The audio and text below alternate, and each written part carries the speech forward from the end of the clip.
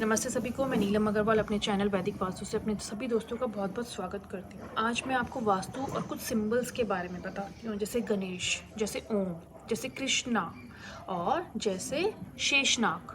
तो हमें कहाँ पे क्या सिंबल लगाने से क्या मिलता है, आज मैं आपको वास्तु में उसके कुछ टिप्स बताती हूँ। जैसे सबसे पहले बात, हम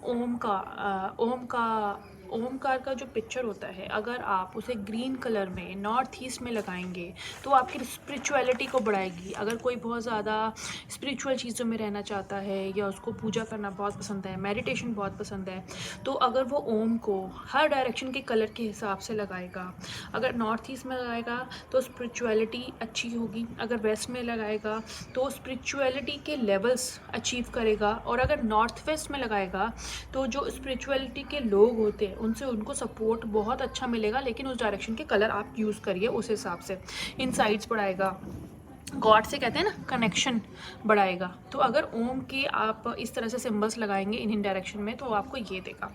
इसी तरह अगर आपके घर में आपको लगता है लैक ऑफ कनेक्शन है फैमिली में, तो आप अपने घर के ईस्ट में राम दरबार की पूरी, राम परिवार और राम दरबार की पूरी पिक्चर लगाइए, मूर्ति नहीं पिक्चर लगाइए, उस डायरेक्शन के कलर के हिसाब से। कृष्णा, बहुत सारे लोग कृष्णा को बहुत जगह यूज़ करते हैं, लेकिन कृष्णा को हर जगह यूज़ करना इज़ नॉट गुड। कृष्णा जो कि एक विष्णु का अवतार है, एक गीता प्रेस की बुक में कृष्ण लीला के बारे में लिखा भी हुआ है कि कहाँ पे हमें कृष्णा अलग अकेला लगाना चाहिए, कहाँ इकट्ठा लगाना चाहिए। बहुत सारे लोगों ने अपने घर के साउथ वेस्ट में, है ना, कृष्णा राधा कृष्णा की पिक्चर लगा रखी है, which gives extra marital affairs.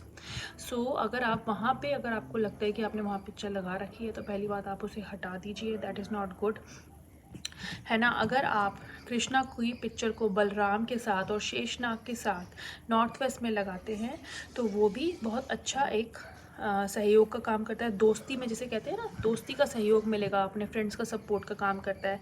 अगर आपके पास कृष्णा की पिक्चर अलोन है तो वो भरनी नक्षत्र के हिसाब से अगर आप नॉर्थ ईस्ट में लगाएंगे तो वो वेदों में भी लिखा हुआ है that is very good for that picture और that place for that gods. So इस तरह से आप वो पिक्चर लगा सकते हैं कृष्णा की। इसी तरह से मैं आपको गणेश जी के बारे में बताती हूँ। गणेश जी की पिक्चर भी हमें हर जगह, हर किसी डायरेक्शन में नहीं लगा सकते। वो हमें बहुत सारे इंसाइट्स देते हैं, पर वो साथ के साथ हमें बहुत सारी डुअलिटी भी देते हैं और बहुत सारी ना स्पिरिचुअल गाइडेंस भी देते हैं। तो सबसे पहली बात, आपको गणेशा, अगर आपको लगता है कि आपके थॉट्स रुक गए हैं, आप सोच नहीं पा रहे, आपको न्यू आइडियाज़ तो है लेकिन हेल्प नहीं है, लेकिन ना आप उनके आगे प्रोग्रेस नहीं कर पा रहे, आपके बच्चों का कंसंट्रेशन नहीं है, बच्चे पढ़ नहीं रहे। सो पहली बार डायरेक्शन के हिसाब से आप कृष्णा का कलर चूज़ करेंगे।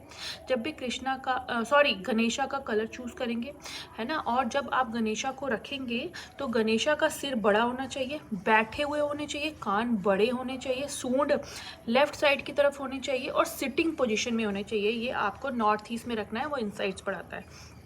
अगर आप इसे वेस्ट डायरेक्शन में रखेंगे तो वो ड्यूअलिटी का काम करेंगे, आप सोच नहीं पाओगे, डिसीजंस खराब होंगे।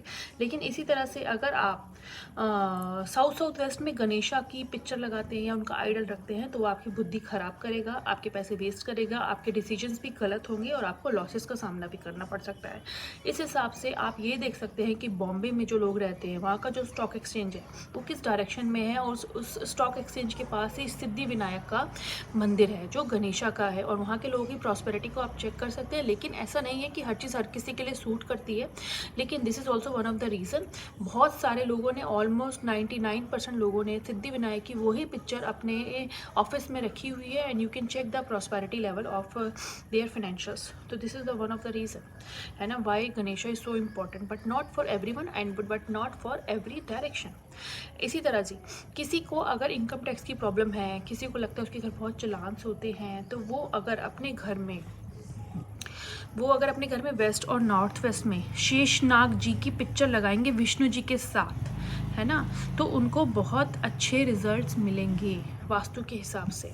ठीक है। इसी तरह शिव जी जो कि ईशान कोण के लिए हमें रिकमेंड किए गए हैं, अगर वो आप पूरे परिवार के साथ उनकी पिक्चर लगाएंगे नॉर्थ ईस्ट में तब भी वो बहुत अच्छे माने गए हैं। लेकिन हमारे वेदों में लिखा है कि आपको शिवलिंग को अपने घर में स्थापित नहीं करना, इसलिए सिर्फ शिव जी के परिवार की फ़ोटो लगानी है आपको नॉर्थ ईस्ट डायरेक्शन में टू गेट द, अगर आपको लगता है आपके घर में बहुत ज़्यादा एग्रेशन है तो उसको कंट्रोल करने के लिए, या अगर आपको लगता है, क्योंकि वो रुद्र अवतार का लिए फेमस हैं।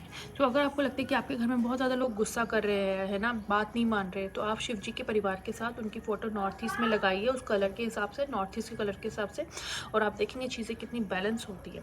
इसी तरह से हनुमान जी जो कि पवन पुत्र हनुमान का नाम दिया गया है, जिनके अंदर एक अपनी ही एक शक्ति है, ऊर्जा है ना, और इनको भी ये इन्हें स्वाति का नाम भी दिया गया है, जो कि स्पीड के देवता है, मन के देवता है, मन को शांत करते हैं, कामनेस देते हैं।